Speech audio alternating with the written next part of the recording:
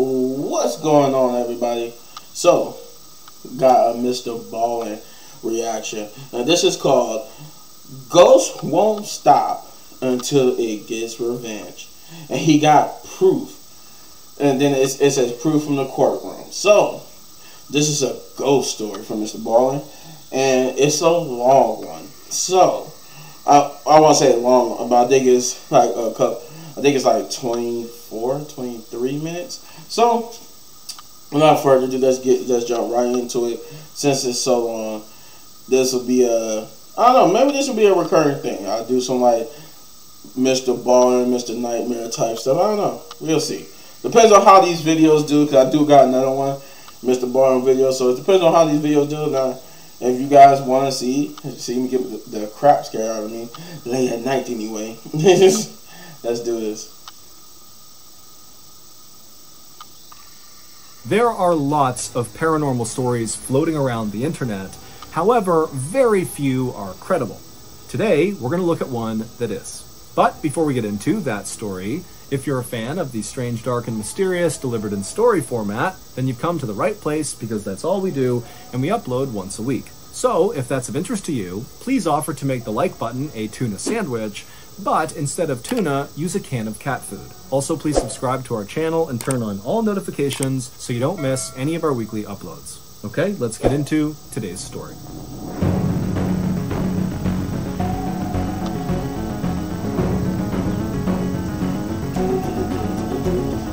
Mothers knows best. In the early evening of January 23rd, 1897, a blacksmith named Erasmus Shue stoked his fire inside of his little shop in rural West Virginia and then called out to his 11-year-old helper, who was in the back cleaning up. Erasmus had been planning to head home early that night.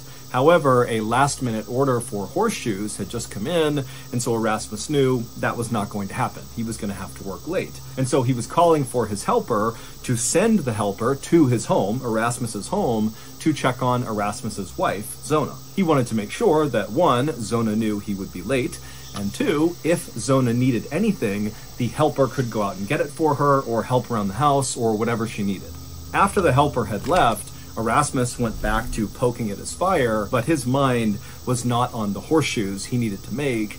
Instead, it was on his wife, Zona. The couple hadn't told anyone yet, but Zona was pregnant. Erasmus and Zona had only just met a couple of months earlier, but they had fallen in love very quickly. Zona was 23 years old, and she had beautiful dark hair and dark eyes and a quick sense of humor. She was a total free spirit who had grown up on a farm, and she had never really been away from home. When Erasmus had arrived in the little village called Livesey's Mill, which was located near a river at the foot of this mountain and was right near where Zona lived, he and Zona had noticed each other right away.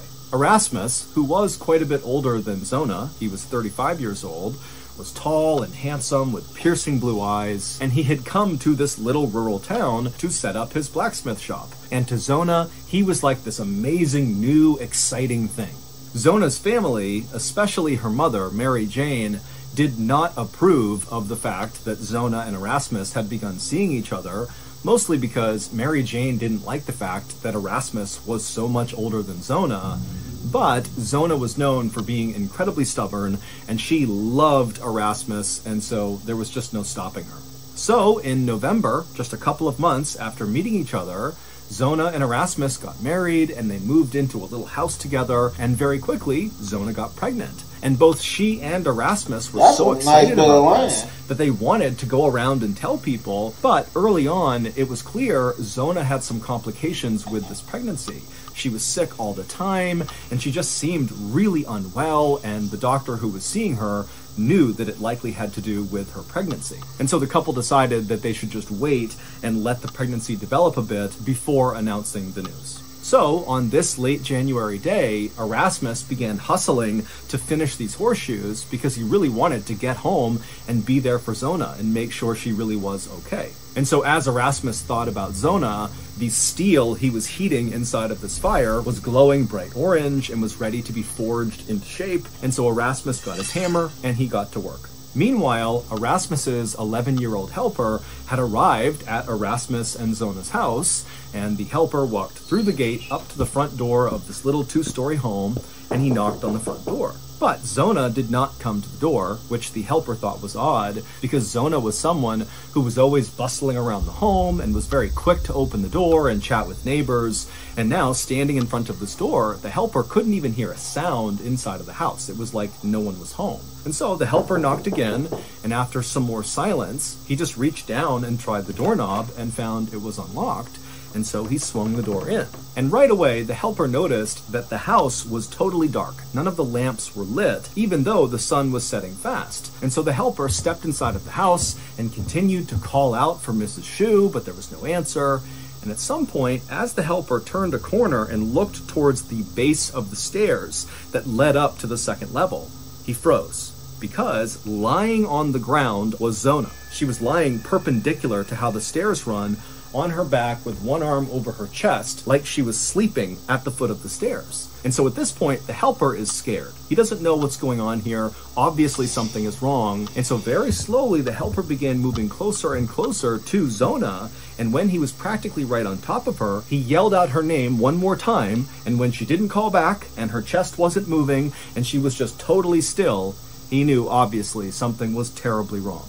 And so the helper at this point turned around and sprinted out of the house and ran back to his own house. And when he got there, he ran inside and he told his mother that he thought Mrs. Shu, Zona, was dead. And so the mother told the helper, run back to the blacksmith shop and tell Erasmus to go home right now. I'll get the doctor. New and existing customers can choose the phone they want, like the incredible iPhone 14 on us. It would take the local doctor, the same one who had been treating Zona for her pregnancy complications, almost an hour to finally get to Zona's house. And when the doctor arrived, he found the 11-year-old helper and his mother and other neighbors kind of clustered around in the first floor of the home. And then when he went up to the second floor into the master bedroom, he found Erasmus, who by this point had returned, and he was sitting on his bed, and he had laid out his wife, Zona, so that she was on her back and her head was in his arms, and he was stroking her hair and rocking back and forth and crying. The doctor, of course, knew Zona and Erasmus very well because of how often he had been treating Zona for her pregnancy issues over these last few weeks, and so he felt a pit of sadness looking at this scene, but he knew he had to do his job, and so he gently walked over and he put his hand on Erasmus's shoulder, and he just said, I need to examine Zona's body. And Erasmus, at this point, he didn't even look up. He just continued to sob and rock back and forth while stroking her hair. Finally, the doctor kind of was a bit more forceful in asking Erasmus to step aside, at which point Erasmus did. He got out of the way and positioned Zona flat on the bed, and he made sure her hair was perfectly combed all around her neck. And then Erasmus knelt down right next to the bed and continued stroking his wife's hair and crying, while the doctor at this point kind of moved to the foot of the bed and began looking at Zona and beginning his examination. And the doctor would quickly confirm that yes, Zona was dead.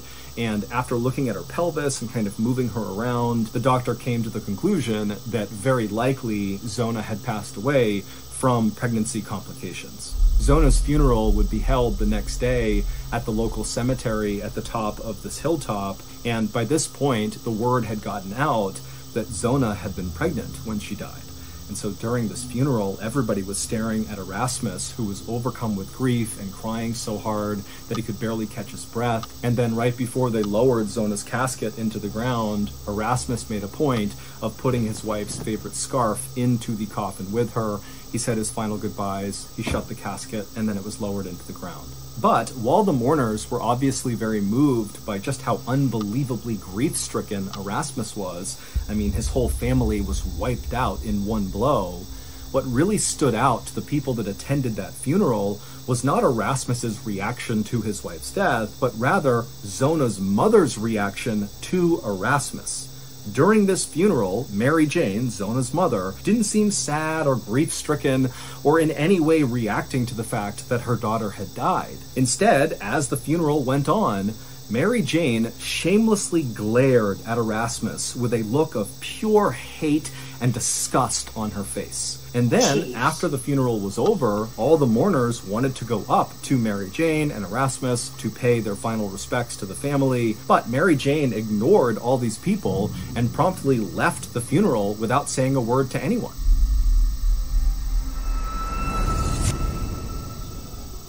Lately, me and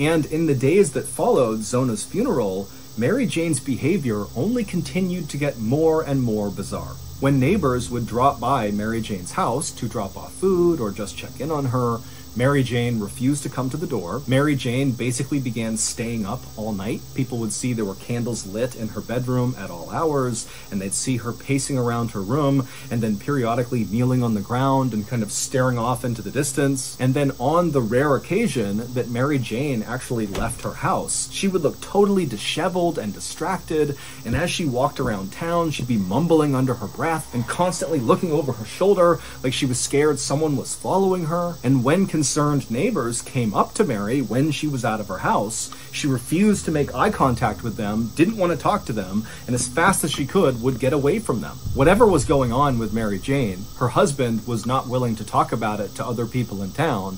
However, they did notice that he had begun sleeping in the barn, so he was not even staying in the house with his wife. And then, on the morning of February 21st, so about a month after Zona had died, Mary Jane walked out of her house looking totally clean-cut. She was not disheveled, she was not looking over her shoulder, she wasn't muttering to herself, she was standing tall, moving with a purpose, looking totally coherent, and as she moved, the only emotion people could see on her face was anger.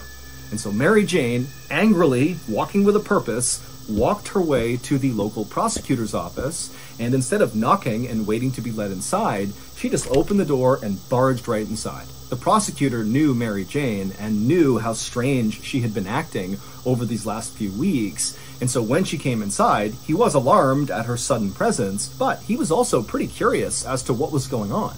And so when she came in and demanded to speak to him, he was happy to go into his office and take a meeting kind of simply out of curiosity. But once the two of them sat down in his office, Mary Jane proceeded to tell this prosecutor this totally outlandish story about her dead daughter, Zona, that at first made the prosecutor think, okay, clearly Mary Jane has lost her mind. That's what's been going on over the past few weeks. All this grief of losing her daughter has caused her to kind of snap. But by the end of these 2 hours that Mary Jane seemed to just be kind of rambling about this story about her daughter, the prosecutor started to realize that what she was saying kind of made a lot of sense, and his suspicions began to rise and rise. The best way to burn fat and get in shape, it's not keto, paleo, fasting, or vegan, and it's not super.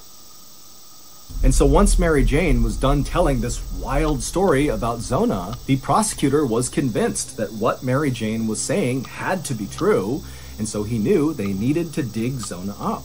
And so after Mary Jane had left, the prosecutor ran to the local doctor's house, the same doctor who had been treating Zona and then also looked at her after she died, and the prosecutor would tell the doctor that, hey, we need to exhume Zona and you need to examine her again. And the doctor at first was like, wait a minute, what's going on here? But then after hearing what the prosecutor had to say about this crazy story that Mary Jane had just told him, the doctor agreed that, okay, yeah, we do need to do this. And so the next day, February 22nd, a team of men with shovels, along with the prosecutor and the doctor, headed up to the Hilltop Cemetery where Zona was buried, and they dug her casket up. And then they carried the casket down to the local schoolhouse, and then once she was inside, the workers lifted her body, which was fairly well preserved because the ground was so cold. They lifted her body out and they placed it on a table, and then everybody left except for the doctor and the prosecutor. And once the room was clear, the doctor and the prosecutor began examining Zona all over again. And within about 30 seconds of this re-examination of Zona's body, basically at the exact same time, the doctor and the prosecutor, who were on either sides of the body, saw the thing that Mary Jane had alluded to in her wild story about her daughter. And so the doctor and the prosecutor, they're seeing this thing, they look up at each other and they can't believe it. Mary Jane's story had to be true. The following is Mary Jane's wild story. On the day of Zona's funeral, even though Mary Jane was overcome with grief over losing her daughter, the feeling that she really was harboring was hatred towards Erasmus. She hated Erasmus. She had always hated him. But now it was like her daughter is dead and she's forced to watch this guy sob and cry over her daughter's casket, when in her mind she's like, this funeral is about her. It's not about you. And so the whole funeral, she's just staring at Erasmus, channeling all of her energy towards hating him. But then, as she's doing this, a new emotion began to creep up on her that she couldn't quite describe. Basically, it felt like something was terribly wrong. And intuitively, Mary Jane felt like the only person who could explain what this thing was that was wrong kind of in her life somewhere was her daughter, Zona, who was obviously dead.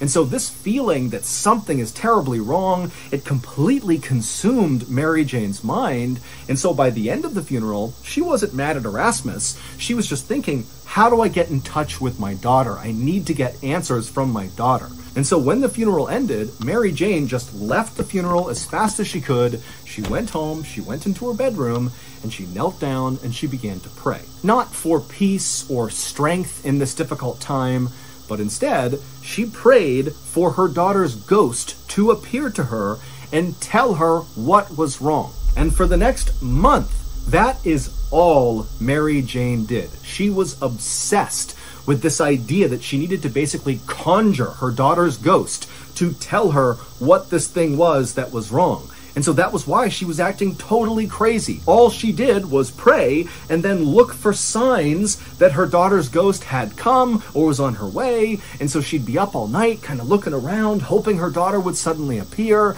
And then when she would go outside, the reason she was muttering is because she was still praying under her breath. And she was always looking over her shoulders because she thought her daughter would appear any moment. And then finally, one night in the middle of February, so this is a month into Mary Jane's attempts to conjure her daughter's ghost. She was in her room, she was praying like she normally did with all of her candles lit, and all of a sudden, as she's kneeling down praying, this bright light appears in the middle of her room. And as this light suddenly appeared, the room began to get really cold.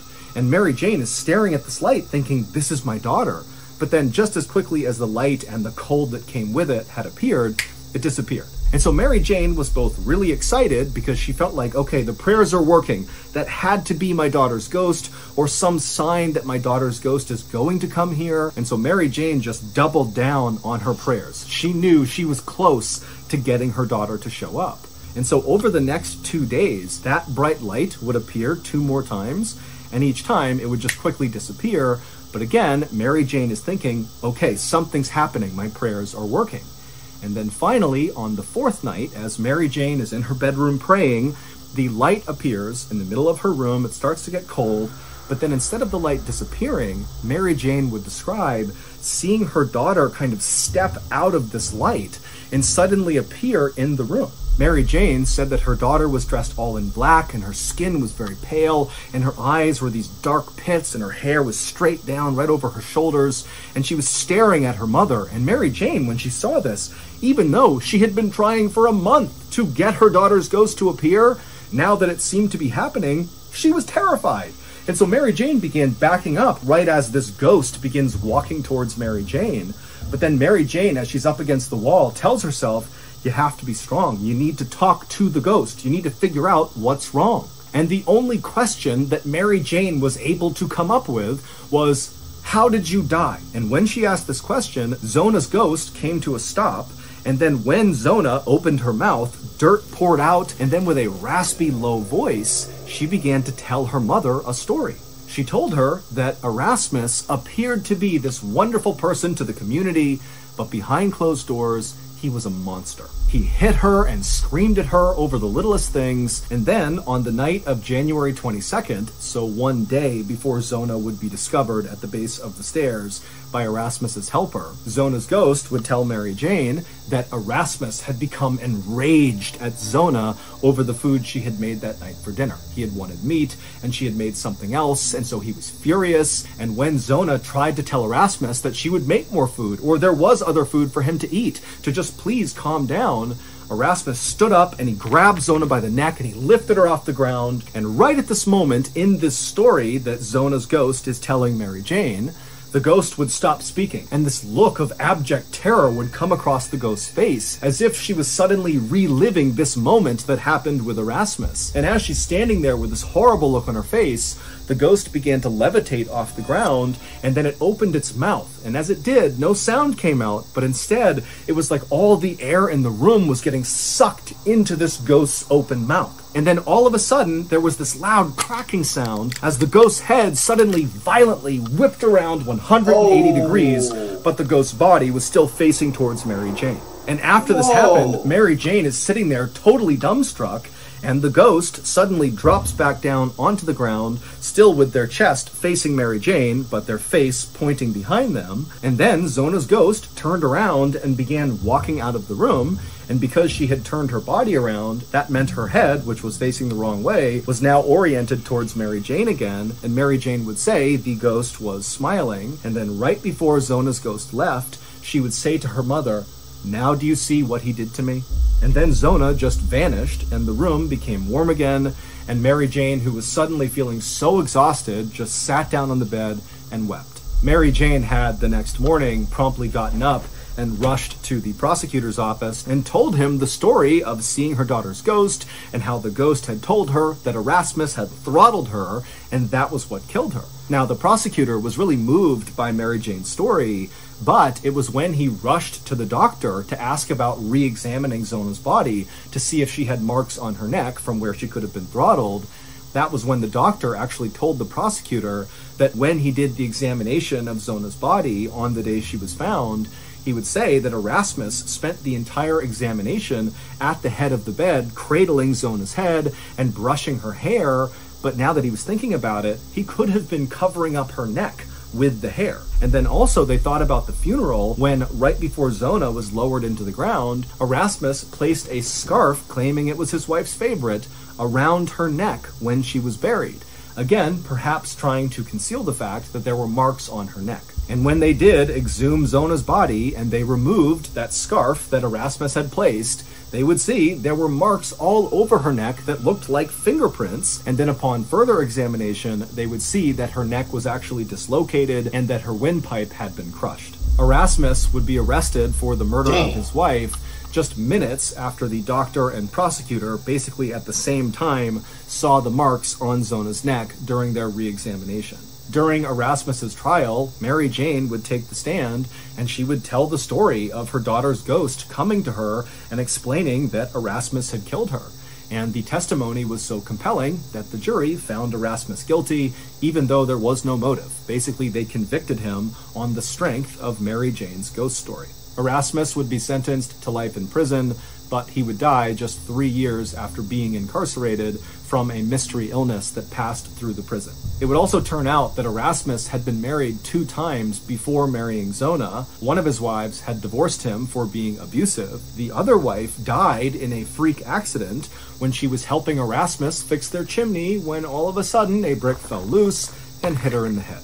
Today, there is a plaque right near the cemetery in West Virginia where Zona was buried that reads in part, "Only known case in which testimony from a ghost helped convict a murderer." Jesus Christ. So that's going to do it. If you enjoyed today's story, be sure to check out our podcast, which has hundreds more stories. That's crazy. Holy crap.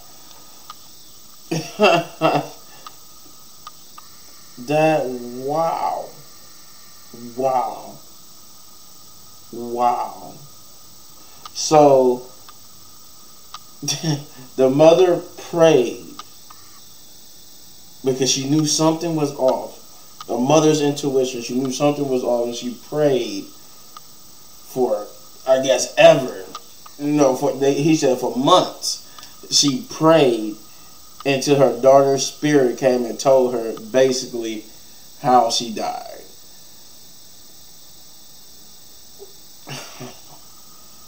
That's crazy. And then they got a plaque that actually says the only known testimony where a ghost basically came back, where a person came back from the dead to reveal how they died.